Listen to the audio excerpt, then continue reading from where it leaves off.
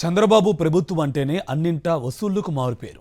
ఎవరికైనా సరే ఏదైనా సరే ఉచితంగా ఇవ్వడం అనేది ఆయన డిక్షనరీలో లేదు. గతంలో యూజర్ ఛార్జీల బాధుడితో పేదలను పీల్చి పిప్పు చేసిన ఆయన ఇప్పుడు అంతకు మించి అంటూ అన్నింటా ప్రైవేటు పాట పాడుతున్నారు. ప్రతి పార్లమెంటు నియోజకవర్గంలో ఓ ప్రభుత్వ మెడికల్ కళాశాల ఉంటే ప్రజలకు అత్యుత్తమ వైద్య సేవలు అందించడంతో పాటు విద్యార్థులకు అదనంగా ఎంబీబీఎస్ సీట్లు అందుబాటులోకి వస్తాయన్న గత ప్రభుత్వం మంచి ఉద్దేశాన్ని ప్రస్తుత చంద్రబాబు ప్రభుత్వం నీరుగారుస్తోంది. కొత్త మెడికల్ కాలేజీలను పీపీపీ పద్ధతిలో నిర్వహిస్తామని సెలవిచ్చింది.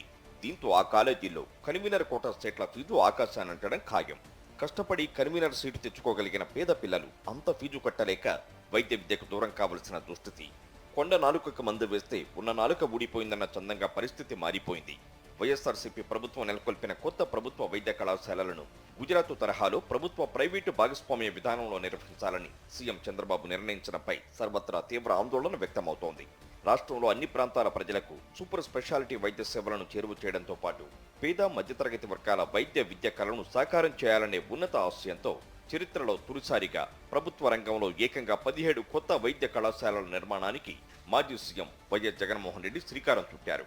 వాటిని ఇప్పుడు పీపీపీ పేరిట ప్రైవేటు వ్యక్తుల కబంధ హస్తాల్లో పెట్టి పేద మధ్యతరగతి ప్రజల వైద్యం, విద్యార్థుల విద్య కళలను కాలరాసేందుకు కూటమి సర్కారు సిద్ధమైంది.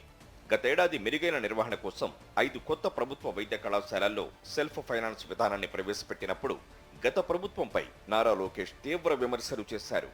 వీరికి వంతపాడే ఈనాడు వైద్య విద్యను అమ్మేశారు, వైద్య విద్య వ్యాపారానికి నయా పెత్తందారు జగన్ అంటూ కట్టుకథలు రాసుకొచ్చింది. అధికారంలోకి వచ్చాక సెల్ఫ్ ఫైనాన్స్ విధానాన్ని రద్దు చేస్తామన్న హామీని కూటమి ప్రభుత్వం గాలి కుదిలేసింది. అంతేకాకుండా కొత్త ప్రభుత్వ వైద్య కళాశాలలను ప్రైవేట్ వ్యక్తులకు అప్పగించి విద్యార్థులపై ఫీజుల భారాన్ని మోపడానికి రంగం సిద్ధం చేసింది. తద్వారా ప్రభుత్వ పెద్దల బినామీల జేబులు నింపేందుకు బాటలు పరిచారు. ఇక సీఎం చంద్రబాబు చెబుతున్న గుజరాత్ పీపీపీ విధానాన్ని పరిశీలిస్తే గ్రీన్ ఫీల్డ్, బ్రౌన్ ఫీల్డ్ ఇలా 2 విధాలుగా పీపీపీ విధానాన్ని అవలంబిస్తున్నారు. గ్రీన్ ఫీల్డ్ విధానంలో కళాశాల, ఆసుపత్రి నెలకొల్పడానికి ఎంతో చౌకగా ప్రభుత్వమే భూమిని కేటాయిస్తుంది. ఆ భూమిలో ప్రైవేటు వ్యక్తులు కళాశాల, బోధనాసుపత్రిని నిర్మిస్తారు. కొన్నేళ్ల పాటు వారి ఆధ్వర్యంలోనే ఆసుపత్రి, కళాశాల నడుస్తుంది. బ్రౌన్ ఫీల్డ్ విధానంలో అప్పటికే నడుస్తున్న 300 పడకల ఆసుపత్రిని బోధనాసుపత్రిగా అభివృద్ధి చేసి ఇచ్చిన భూమిలో కళాశాలను ప్రైవేటు వారు నిర్మిస్తారు. ఈ 2 విధానాల్లో కళాశాలల్లో ఫీజులపై నియంత్రణ లేదు. 2023-24 విద్యా సంవత్సరం ఫీజులను ఒకసారి గమనిస్తే ఆ విషయం స్పష్టమవుతుంది.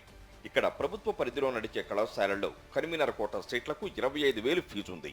పీపీపీ కళాశాలల్లో కన్వీనర్ కోటాకు 5.50 లక్షల నుంచి 6.65 లక్షల వరకు ఉన్నాయి. యాజమాన్య కోటాకు 17 లక్షల నుంచి 18 లక్షల వరకు ఫీజులున్నాయి. ప్రస్తుతం మన రాష్ట్రంలో గత ఏడాది ప్రారంభించిన 5 కొత్త వైద్య కళాశాలల్లో కన్వీనర్ కోటాకు కేవలం 15,000 మాత్రమే ఫీజు ఉంది. ఇక గ్రీన్ ఫీల్డ్ కళాశాలలకు అనుబంధంగా ఉండే ప్రభుత్వ బోధనాసుపత్రుల్లో వైద్య సేవలకు ప్రజలు డబ్బులు చెల్లించాల్సి ఉంటుంది. ఈ తరహా విధానాన్ని రాష్ట్రంలో ప్రవేశపెట్టి పేదల ప్రయోజనాలకు తూట్లు పొడిచేందుకు కూటమి సర్కారు నడుం బిగించడంపై సర్వత్రా విమర్శలు వ్యక్తమవుతున్నాయి. పేదలకు సూపర్ స్పెషాలిటీ వైద్యం చేరువ చేసేందుకు ఏపీలో 17 కొత్త మెడికల్ కాలేజీలకు శ్రీకారం చుట్టారు వైఎస్ జగన్. ఏజెన్సీలతో పాటు వెనుకబడ్డ జిల్లాల్లో కొత్త వైద్య కళాశాలను స్థాపించి నిబద్ధత చాటుకున్నారు. వైద్యం కోసం 100 కిలోమీటర్లు వెళ్లాల్సిన దుస్థితి నుంచి బయటపడేసేందుకు రికార్డు స్థాయిలో కొత్త వైద్య కళాశాలల నిర్మాణం చేపట్టారు. కానీ ప్రజా ఆరోగ్యం అంటే ఏమాత్రం లెక్కలేని చంద్రబాబు అధికారంలోకి రాగానే పేదలకు కష్టాలు మొదలయ్యాయి. పేదల ఆరోగ్య ప్రయోజనాలే లక్ష్యంగా వైఎస్ జగన్ ప్రభుత్వం ఏకంగా 8,000 కోట్లకు పైగా వ్యయంతో 17 కొత్త వైద్య కళాశాలల నిర్మాణానికి శ్రీకారం చుట్టింది. ఏఎస్ఆర్, పార్వతీపురం, మన్యం లాంటి గిరిజన ప్రాంతాలు, పల్నాడు, అన్నమయ్య, సత్యసాయి లాంటి వెనుకబడిన జిల్లాల్లో ఈ కళాశాలలకు అనుబంధంగా ఉండే బోధనాసుపత్రుల ద్వారా ఆ ప్రాంత ప్రజలకు చేరువలో సూపర్ స్పెషాలిటీ వైద్య సేవలు అందుతాయి. పల్నాడు జిల్లా మాచిల నియోజకవర్గం వెల్దుర్తి లాంటి మారుమూల గ్రామాల ప్రజలు సూపర్ స్పెషాలిటీ వైద్యం కోసం 150 కిలోమీటర్లు ప్రయాణించి గుంటూరు వెళ్లాల్సి వస్తోంది. అదే పిడుగురాళ్లలో సూపర్ స్పెషాలిటీ బోధనాసుపత్రి ఏర్పాటుతో పల్నాడు ప్రజలకు చేరువలో వైద్య చికిత్సలు లభిస్తాయి. ఇలా ప్రతి కొత్త జిల్లాలో ఒక బోధనాసుపత్రి అందుబాటులోకి వచ్చి సూపర్ స్పెషాలిటీ వైద్యం కోసం ప్రజలకు వ్యయ ప్రయాసాలు లేకుండా చేయాలని వైఎస్ జగన్ భావించారు. ఇప్పటి వరకు ఆయా ప్రాంతాల్లో ప్రభుత్వ ఆధ్వర్యంలో సూపర్ స్పెషాలిటీ ఆసుపత్రులు లేకపోవడంతో ప్రైవేట్ వ్యక్తులు అరకొర వసతులతో నడిపే ఆసుపత్రుల్లో చేసిన వైద్యం అనే పరిస్థితులు ఉన్నాయి. ప్రభుత్వ బోధనాసుపత్రులు అందుబాటులోకి వస్తే ప్రజలకు ఏ చీకూచింత లేకుండా పూర్తి ఉచితంగా గుండె, కిడ్నీ, కాలేయం సంబంధిత క్యాన్సర్ లాంటి పెద్ద జబ్బులకు చికిత్సలు లభిస్తాయి. మన విద్యార్థులకు తాముంటున్న ప్రాంతాల్లో తల్లిదండ్రుల కళ్లెదుటే వైద్య విద్యను అభ్యసించే అవకాశాలు కల్పించాలనుకున్నారు. ప్రపంచాన్ని గడగడలాడించిన కోవిడ్, లాక్డౌన్ లాంటి ప్రతికూల పరిస్థితులను అధిగమించి కొత్త వైద్య కళాశాలల విషయంలో గత ప్రభుత్వం అడుగులు వేసింది. 20 లక్షలకు పైగానే జనాభా ఉన్న ఉమ్మడి విజయనగరం జిల్లాలో గతంలో ప్రభుత్వ సూపర్ స్పెషాలిటీ ఆసుపత్రి ఒక్కటీ లేదు. మెరుగైన వైద్యం కోసం విశాఖ వెళ్లాల్సిందే. జిల్లాకు ఒక ప్రభుత్వ వైద్య కళాశాల మంజూరు చేయాలని 2014 నుంచి 2019 మధ్య నాటి టీడీపీ ప్రభుత్వాన్ని అసెంబ్లీలో వైఎస్ఆర్సీపీ ప్రజాప్రతినిధి కోరగా రాష్ట్ర ఆర్థిక పరిస్థితి బాగాలేదు, ప్రభుత్వ వైద్య కళాశాలను ఏర్పాటు చేయలేం, అందుకు 350 కోట్లు కావాలి, నిర్వహణకు ఏటా 30 కోట్లు ఖర్చు చేయాల్సి ఉంటుంది, ప్రభుత్వ వైద్య కళాశాల సాధ్యం కాదు, ప్రైవేటు వైద్య కళాశాలకైతే అనుమతిస్తామని నాటి రాష్ట్ర ప్రభుత్వం చెప్పింది. కానీ వైఎస్ జగన్ మాత్రం ప్రతి పార్లమెంటు నియోజకవర్గానికి ఒక ప్రభుత్వ వైద్య కళాశాలను ఏర్పాటు చేస్తాం, పేద ప్రజలకు సూపర్ స్పెషాలిటీ వైద్య సేవలను చేరువ చేస్తామని 2019 ఎన్నికల్లో ఇచ్చిన హామీ మేరకు రాష్ట్రంలో 17 కొత్త వైద్య కళాశాలల ఏర్పాటుకు శ్రీకారం చుట్టారు. విజయనగరం జిల్లాకు 500 కోట్లతో ప్రభుత్వ వైద్య కళాశాలను మంజూరు చేశారు. శరవేగంగా నిర్మాణం చేపట్టి 2023-24 విద్యా సంవత్సరంలో 150 ఎంబీబీఎస్ సీట్లతో వైద్య కళాశాలను ప్రారంభించారు. ఇప్పుడు బోధనాసుపత్రిలో రూపాయి ఖర్చు లేకుండా ప్రజలకు స్పెషాలిటీ వైద్య సేవలు అందుతున్నాయి.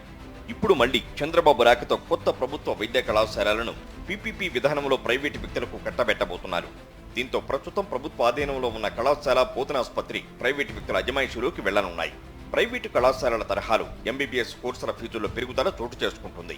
ఇక బోధనాసుపత్రుల్లో నిర్దేశించిన ఛార్జీలు చెల్లిస్తేనే ప్రజలకు వైద్యం అందించే దుస్థితి దాపురించనుంది. గతంలో ఏదైతే ప్రైవేట్ వద్దని చెప్పేసి మీరు జనార్దన్ రెడ్డి గారి టైంలో చాలా గొడవలు సృష్టించారో ప్రజలందరికీ తెలుసు. ప్రైవేట్ కాలేజెస్ వద్దు, ప్రైవేట్ అయితే చాలా నాశనం అయిపోద్ది వైద్య విద్య అని చెప్పి మీరు ఏ స్లోగన్ అయితే చేశారో దాన్ని మళ్ళీ మీరు రిపీట్ చేసుకుంటూ ప్రైవేట్ పరం చేయాలని చెప్పి మీరు ఆలోచిస్తున్నారు. యూపీలో 5 మెడికల్ కాలేజెస్ ట్రయల్ రన్గా వేశారు, అది కూడా సక్సెస్ కాలేదు. కావున ఇవన్నీ గుర్తుపెట్టుకొని చంద్రబాబు గారు ఆలోచించి దీన్ని విరమించుకొని గవర్నమెంటే దీన్ని ప్రతిష్టాత్మకంగా తీసుకొని ముందుకు నడిపిస్తారని ఆశిస్తున్నాం. జగన్మోహన్ రెడ్డి గారు ఎక్కడ కూడా కాంప్రమైజ్ కాకుండా ఆరోగ్యశ్రీ, వైద్య విద్యను, హాస్పిటల్స్ను అన్నీ ప్రజలకు చేరువ చేశారు. దీన్ని గమనించగలరని ఆశిస్తున్నాం. 1923లో రాష్ట్రంలో మొట్టమొదటిసారిగా ఆంధ్ర మెడికల్ కాలేజీ ఏర్పాటైంది. అప్పటి నుంచి 2019 వరకు ప్రభుత్వ రంగంలో కేవలం 11 కళాశాలలు మాత్రమే ఉన్నాయి. ఈ క్రమంలో ఒకే ఏడాది 5 ప్రభుత్వ వైద్య కళాశాలలను ప్రారంభించి వైద్య విద్యలో సరికొత్త రికార్డును వైఎస్ జగన్ నెలకొల్పారు.